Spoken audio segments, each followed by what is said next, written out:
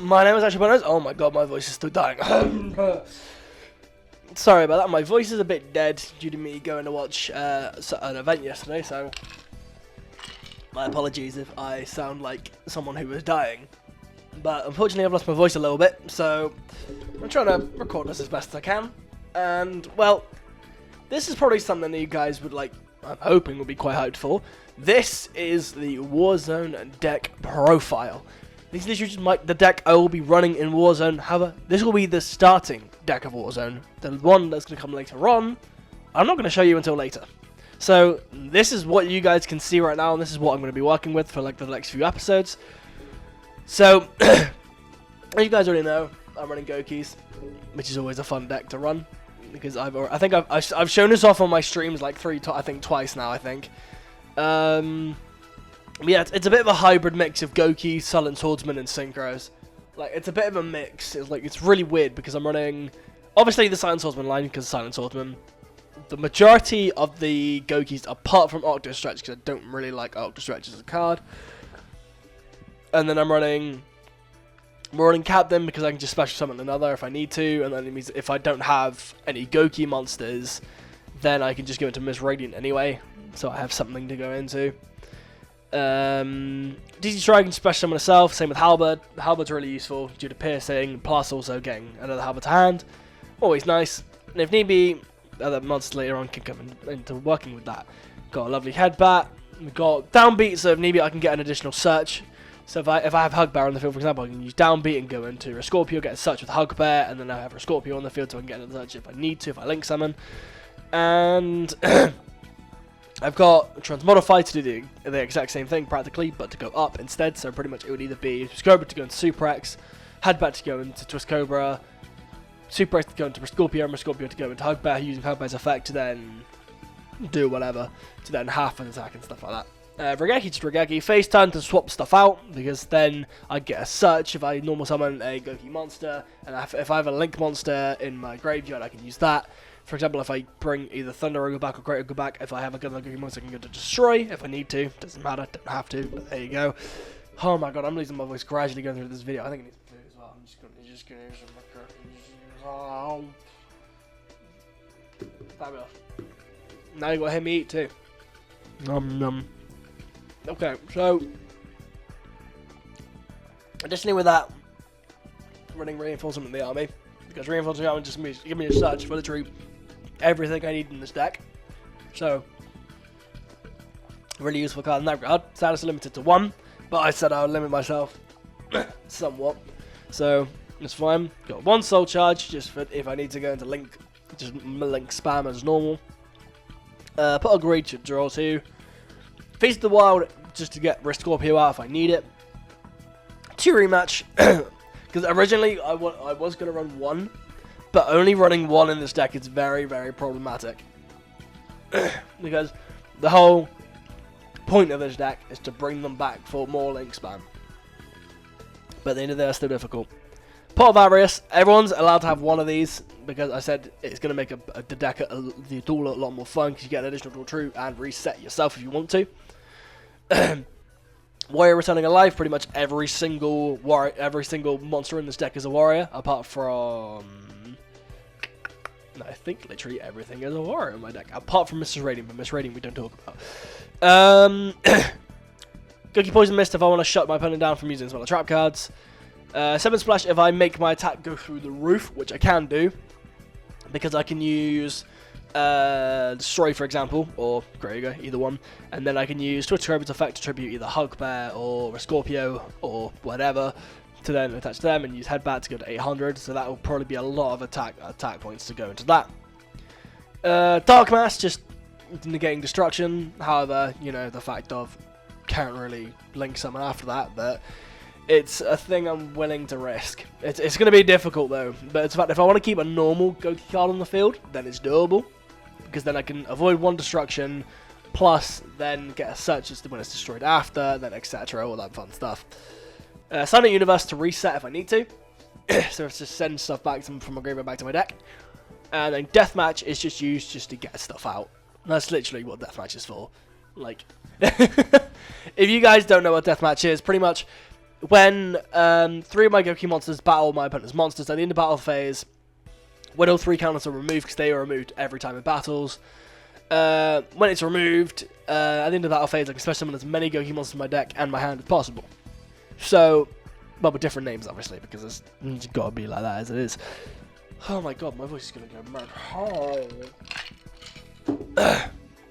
Apart from that, going on to trap cards, we've got a lovely Storm and Mirror Force, because that's the only relevant Mirror Force these days, apart from the normal one. Reinforced Truth, either to get Headbat or Striker, in fairness. Usually it would be Striker to go into a Synchro Summon, for example, later on.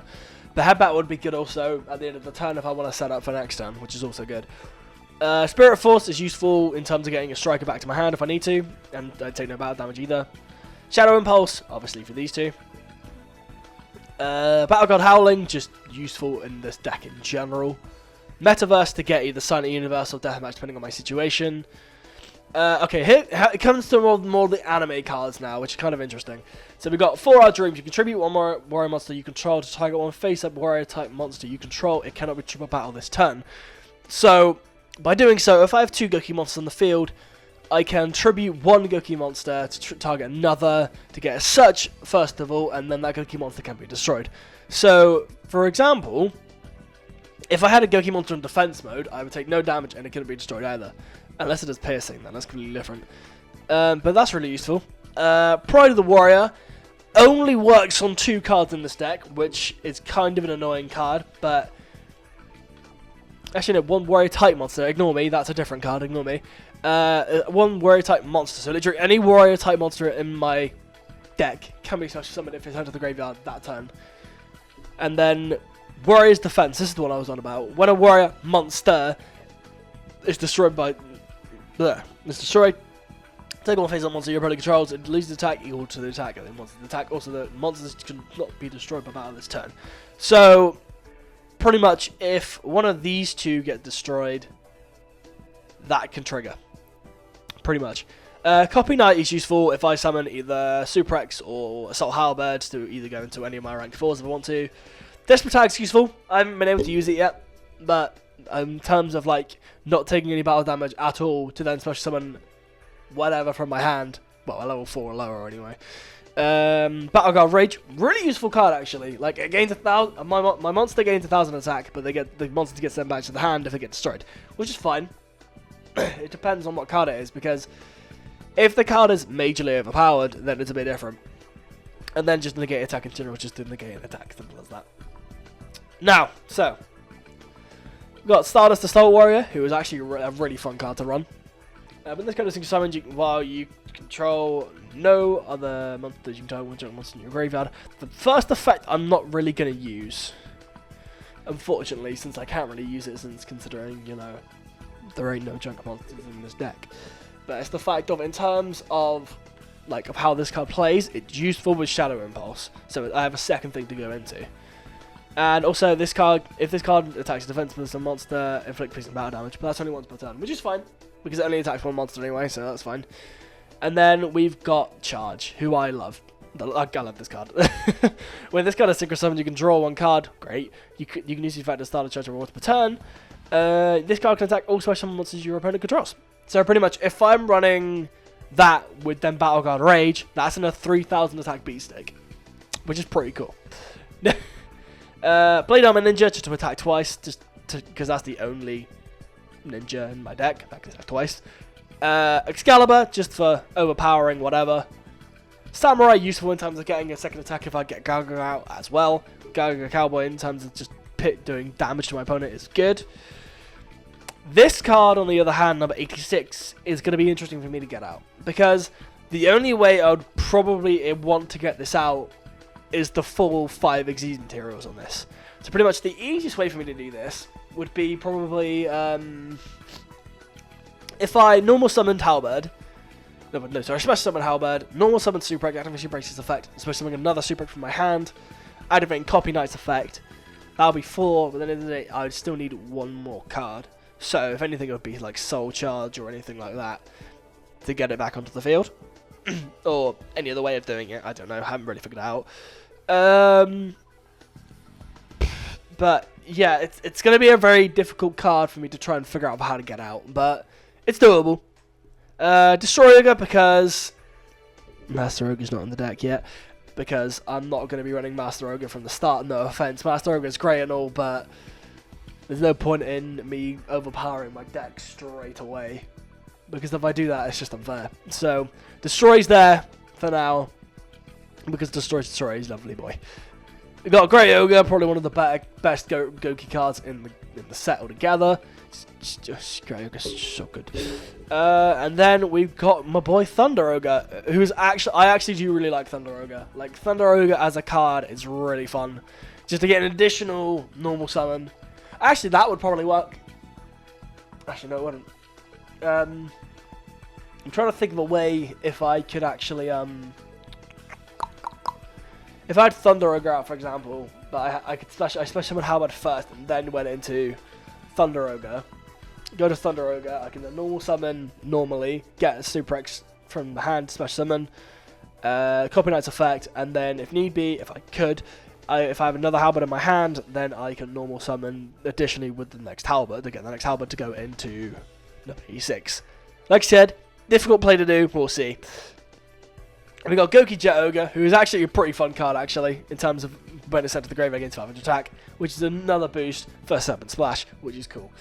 Plus, I can target one Goki monster, destroy the target if I do change all monsters on the field to attack position, which is useful for Great Ogre.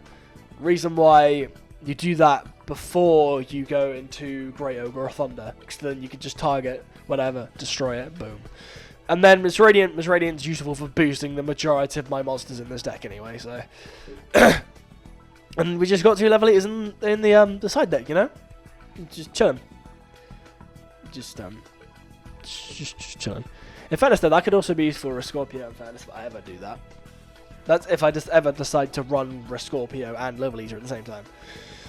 Which I probably will do. If anything, I'll probably take like Hugbear out for it or something, I don't know. I don't really know in terms of what I would take out to put level 8 in, but we'll see, I don't know. But anyway, ladies and gentlemen, this is the deck profile that I'm going to be running so far for the first few episodes of Warzone. The updated deck will probably come later on down the line. I'm not going to say when, but pretty much when you start seeing me use new cards, then you're obviously going to know. So, aside from that, I believe that will be the end of the video. So guys, thank you very much for watching and trying to attempt to me talk. But if you guys did enjoy this in the lovely deck profile of mine for Warzone, please leave a like and visit the comments and comments that you like. And if you're new, please subscribe today and join the Actualboatnose Voyage. We deeply appreciate it if you do. And also, like I said, subscribe to me and subscribe to everyone else who will be involved in this. They will be in the description. It will be Mario 3 in Gaming, or HRGW, and Reconity. If you want to go check out those channels, link in the description as I've said. And, well, thank you guys for watching, and look forward to Warzone on Tuesday. See you later, guys.